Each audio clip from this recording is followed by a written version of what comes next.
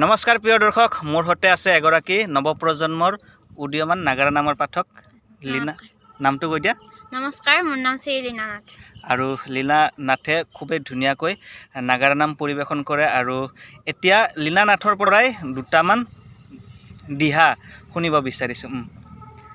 নামাৰিবা বালি ভাই, চৰণে ধৰিছোঁ মই, আছে মোৰ এক অভিপ্ৰায়।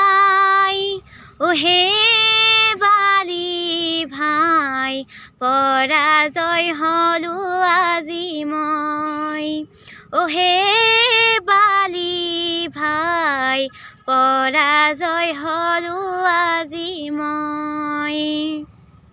খুবেই ধুনীয়া লাগিল। আৰু লীনা নাথৰ ঘৰৰ অৱস্থা সিমান ভাল নহয় মানে বেমাৰৰ কাৰণে ভাল নহয়। ঘৰৰ সকলোবোৰে ৰোগীয়া বুলি ক'ব লাগিব ন। হয়। আৰু সেইকাৰণে লীনা নাথে এইকেইদিন নামৰ আখৰৰ পৰা বিৰত হৈ আছে ন। হয়, দেউতা বহুদিন হ'ল আমি GMCHত ভৰ্তি কৰিছিলোঁ। বহুতখিনি লোকে জানে এইটো কথা। তাৰপিছত আকৌ এতিয়া মাৰ হৈছে, মাৰো তেনেকুৱাই অপাৰেশ্যনো কৰিব লাগিব। সেইকাৰণে মানে ৰিহাৰ্চেলটো মই এতিয়া 2 দিনমান কাৰণে বিৰত ৰাখিব লগা হৈছে এনেকুৱা। আৰু বৰ্তমান যুগত খোৱা লোৱাটো বাদে সেইটো যিকোনো প্ৰকাৰে চলি যায়, কিন্তু বেমাৰবোৰ হ'লে বহুত টকা পইচা। এতিয়া তোমাৰ দেউতাৰ কেনেকুৱা অৱস্থা, ভালনে? দেউতাৰ অলপ ভাল হৈছে, মানে আগৰ নিচিনা নহয় আৰু।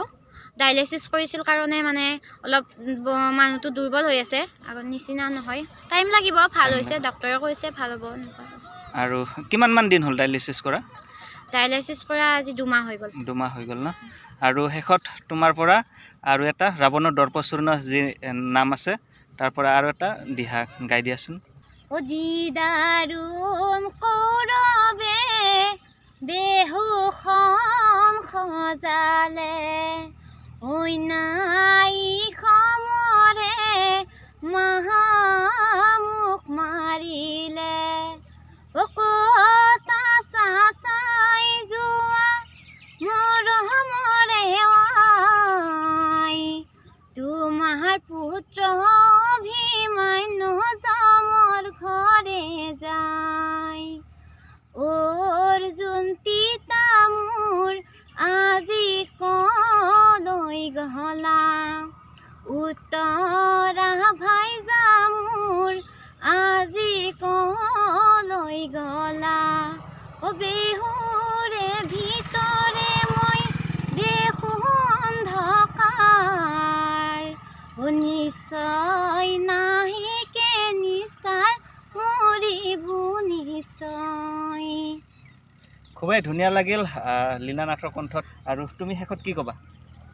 হয়, আপোনালোককো কৈছোঁ, আপোনালোকে আশীৰ্বাদ কৰিব, আগলৈ যাতে ভাল এগৰাকী পাঠক হিচাপে আপোনালোকৰ মাজত পৰিচিত হ'ব পাৰোঁ। শিকিব লগা বহুত আছে, যদি কিবা ভুল ভ্ৰান্তি হয় আপোনালোকৰে মাজৰ এজন বুলি ভাবি শুধৰাই দিব। ধন্যবাদ। আজিৰ এই সৰু ভিডিঅ'টো ইমানতে সমাপ্ত কৰিলোঁ।